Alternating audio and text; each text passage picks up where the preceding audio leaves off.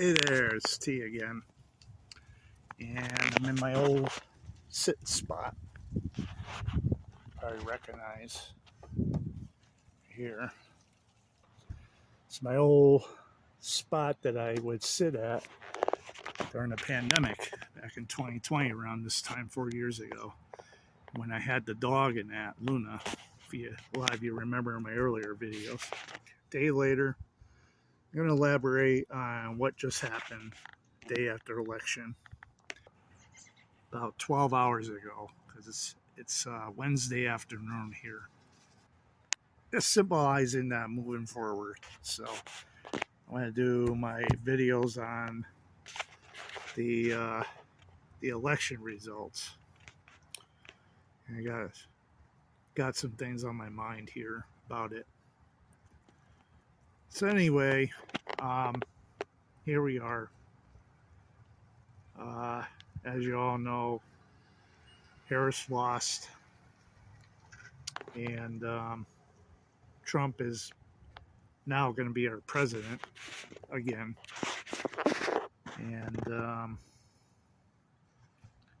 I'm still trying to come to terms with why people would vote for somebody like that again. But before I dive into that, I want to go elaborate what happened last night. When I went to visit my parents. Me and my mom, we watched the election results, and I saw that Harris, the amount of votes, electoral college votes that she had by, say, 10 o'clock at night, was the equivalent of what Clinton had in 2016, and how Trump was ahead by that time at night, and he already had gotten Ohio, I believe, by 10:30. He had Florida, and like a lot of Americans, I'm still processing what just happened, and it was like 50-50, pretty much. A mixture of sadness, disappointment, anger, I guess. I'm happy it's over with. But I also have determination. Some people on the Harris side are really, really depressed. Probably be very, very depressed for a few weeks, maybe months. For me, I'm on the losing side. I take some time to reflect on what happened and transpired. Take a step back, a few deep breaths, and evaluate the situation. I think that for us on the Harris side, that's what we're going to have to do. Doesn't mean that we have to like it. It just means that we're going to have to reevaluate our strategies, as they say, and we're going to have to come up with a different approach to the people that voted for Trump. Yeah, I went up to my parents' house to watch the results, and my house is evenly divided. Yeah, there's just my parents and my sister and me, so there's 4 of us, but it's even. 2 people in the house are Harris, and 2 people in the house are, I think, are Trump. I'm not going to say who, but it's very divided.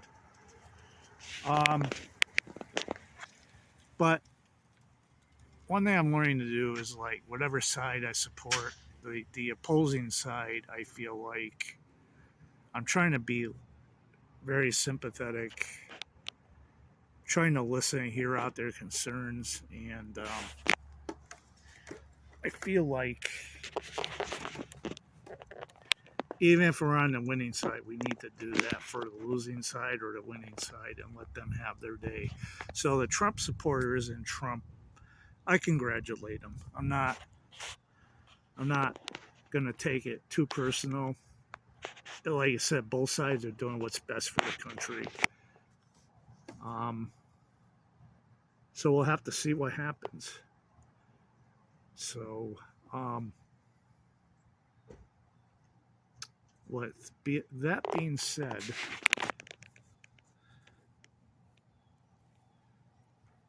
I think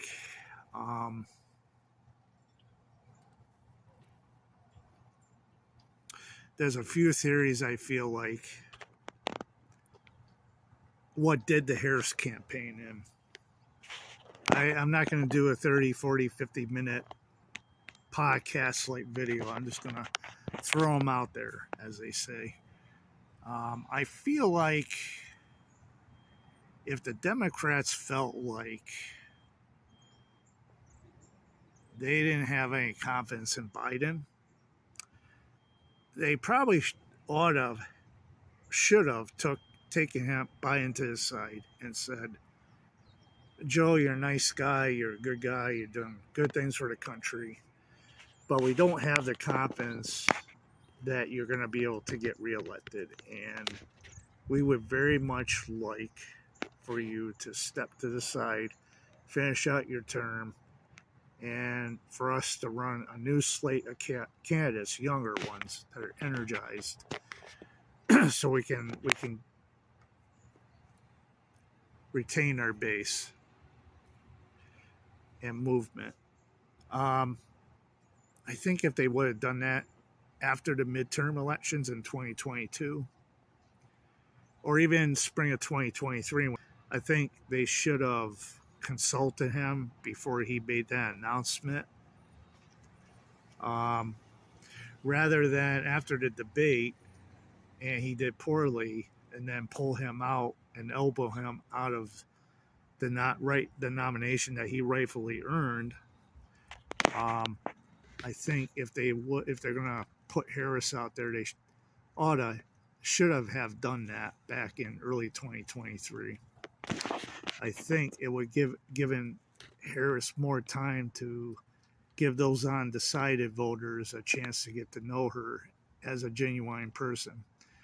And I just think 107 days, I think it is, just wasn't long enough for her to, for really the country to get to know her. They only knew her as the vice presidential candidate. So I think that's what did her in. One of the reasons. And then another reason is she had momentum on her side. But like some of them were saying, some of the analysts were saying, she switched from her priorities to, what she's going to do for the economy, to making it all about Trump.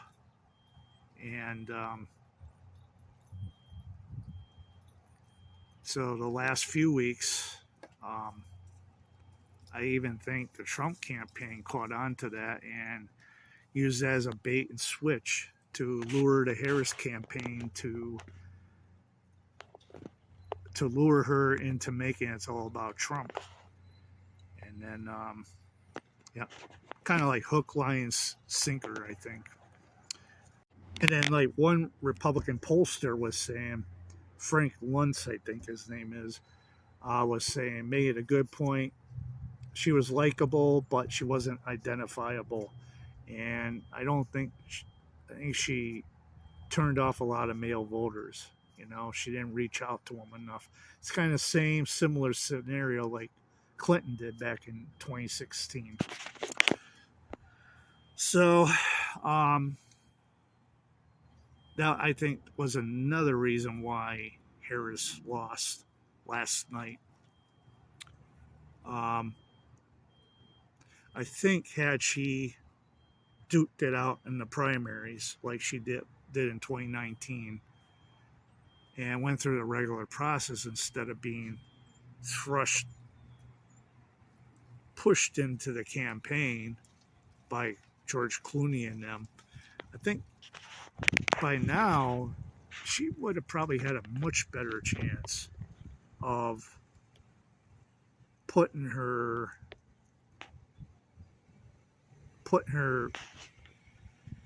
what she stood for in the campaign, I think. So I think this is going to be a case study of there's going to be a lot, and it's already happened as comparison from 2016 to 2020 to 2024. I think in time, now that I've had about 12 hours to process this, because once Pennsylvania was called out, I felt like it was game over for Harris. And like when I came up there, up at my parents' house, and caught the results of where the electoral college stood, it almost felt eerily similar to how Clinton at 10 o'clock at night back in 2016, how many electoral college votes she got. And then it was the same, it was even slightly worse for Harris, believe it or not. So, yeah, I have to say too, it was a case of overconfidence on the Democratic side.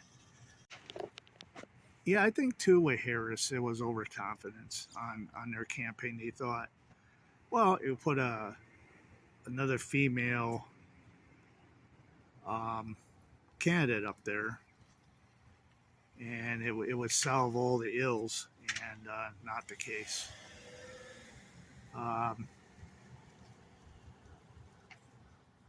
And I think too they underestimated Trump. I think, and that's what did the Harris campaign in. I think too, voters were tired of the immigration issue and the economy issue. Yeah, the stock market's doing very well. Inflation's under control. Price of gas has come down. I was in Pennsylvania canvassing, and the price of gas was under $3, believe it or not. But it just, I feel like two things were not addressed on the Harris campaign.